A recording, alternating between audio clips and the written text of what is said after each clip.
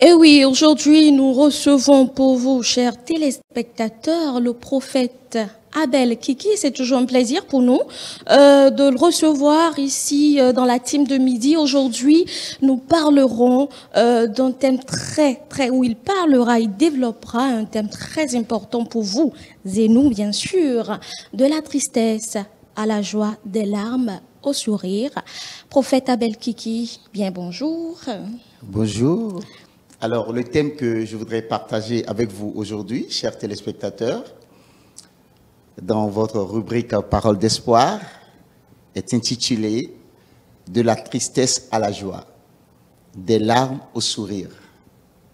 Chers téléspectateurs, bien-aimés, vous le savez très bien que tout dans la vie est une question de saison. Un temps pour les larmes, mais aussi un temps pour les rires. Un temps pour la tristesse, mais aussi un temps pour la joie. Alors, si vous êtes actuellement dans une saison de larmes et de tristesse, une saison de douleur interne, une saison dure et difficile, je vous prie d'abord de l'accepter ainsi. D'abord, acceptez la saison, acceptez-la ainsi, et ensuite, je vous prie de vous relever aussitôt dès cet instant où vous nous suivez sur Parole d'espoir, parce qu'il y a de l'espoir pour vous. Oui, je vous en prie, acceptez et relevez-vous. Ça ira. Vos larmes de douleur seront changées en rire à l'instant où vous recevez ces paroles. Alors, prenez courage. Dans les Saintes Écritures, plus précisément dans les Évangiles, le Christ, le Maître, nous a prévenus. Voici ces paroles pour ces temps de la fin. Je cite, « En vérité, je vous le dis, vous pleurerez et vous vous lamenterez et le monde se réjouira. Vous serez dans la tristesse.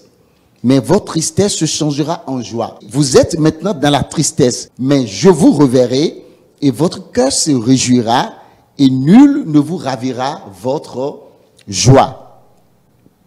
Je vous ai dit ces choses afin que vous ayez la paix en moi, dit le Seigneur. Vous aurez des tribulations dans le monde, mais prenez courage, j'ai vaincu le monde. Jean 16, 20 à 33. C'était les paroles de notre Seigneur à votre endroit. Alors, de quoi pleurez-vous? Séchez vos larmes. C'est dur. Oui, c'est dur. Même Dieu le sait. Oui, Dieu le sait. Il le sait aussi et il le sait très bien. Mais je vous en prie, votre pleur, quelle qu'en soit sa nature, finira par céder place à la joie ineffable de Dieu et au témoignage dans votre vie. Prenez courage, croyez en cela, s'il vous plaît, et séchez vos larmes dès l'instant. Reprenez des forces. Reprenez des forces. Reprenez des forces. Mangez. Mangez. Bien-aimé, ceux qui te voient pleurer aujourd'hui te verront rire après. Pardon, relève-toi. Ne promène pas des regards inquiets.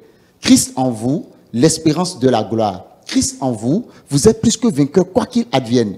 Bien-aimés, attendez-vous à de bonnes nouvelles et à de glorieuses nouveautés dans votre vie. Tout n'est pas encore fini. Il y a encore de l'espoir en Dieu par Jésus-Christ. Je vais finir par cette petite histoire, celle de la femme souffrant de perte de sang pendant 12 ans, selon Marc 5, 25 à 34. Or, il y avait une femme atteinte d'une perte de sang depuis 12 ans. Elle avait dépensé tout ce qu'elle possédait. Tout. Elle avait tout dépensé. Elle avait beaucoup souffert entre les mains de plusieurs médecins. Au contraire, son état avait plutôt empiré. Ayant entendu parler de Jésus, elle vint dans la foule par derrière et toucha son vêtement et fut guérie instantanément. Car elle se disait en son cœur, si je puis seulement toucher ses vêtements, je serai guérie. 12 années de tristesse, 12 années de larmes, mais un jour de restauration et de joie ineffable. Car elle disait en son cœur qu'elle serait guérie par Christ. Bien-aimés, que dites-vous dans votre cœur en ces temps de larmes et de tristesse? S'il vous plaît, l'espoir c'est Jésus. Il est votre espoir, l'espoir de l'humanité. S'il vous plaît, ne vous suicidez pas, s'il vous plaît. S'il vous plaît, s'il vous plaît. Je vous en prie, n'abandonnez pas, s'il vous plaît. N'abandonnez pas. Dans votre douleur actuelle et dans vos larmes actuelles, comme cette femme, dites-le du fond de votre cœur, par votre bouche. Je guérirai, je réussirai, je n'abandonnerai pas, j'atteindrai le but. Oui, dites-le. Jésus-Christ, l'espoir, change déjà en cet instant même votre tristesse en joie et vos pleurs en rire. C'était parole d'espoir pour vous.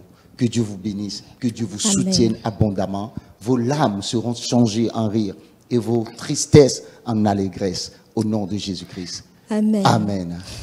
Merci, prophète Abel Kiki. Je réussirai, n'abandonnez pas. Et il y a un temps pour pleurer, il y a un temps pour rire, il y a un temps pour semer et il y a un temps pour récolter. Il y a un temps pour souffrir et il y a un temps pour jouir également. En tout cas, on va profiter. L'homme de Dieu a lancé cette semaine. La semaine finissante, donc le dimanche dernier seulement, la deuxième édition de sa brochure 1000 espoirs pour un cœur opprimé. Voilà, parlez-nous un peu pour nous qui n'étions pas là. Ça s'est bien passé. Pourquoi cette deuxième édition? Oui, merci, monsieur le journaliste. Oui, 1000 espoirs pour un cœur opprimé a connu le lancement de sa deuxième édition le dimanche passé. Et ce fut de très bons moments dans la présence du Seigneur. 1000 espoirs pour un cœur opprimé est un dévotionnel. Et au travers de ce dévotionnel, vous avez par exemple cette rubrique, la parole d'espoir. Dans 1000 espoirs pour un cœur opprimé, vous avez la parole de Dieu qui vous permet de vous édifier tous les jours, étant un dévotionnel. Et vous avez des requêtes de prière pour ceux qui aiment prier tous les jours également. 1000 espoirs pour un cœur opprimé est pour tout le territoire béninois et au-delà. 1000 espoirs pour un cœur opprimé. Franchement, c'est votre dévotionnel et c'est gratuit. Ce n'est pas à vendre.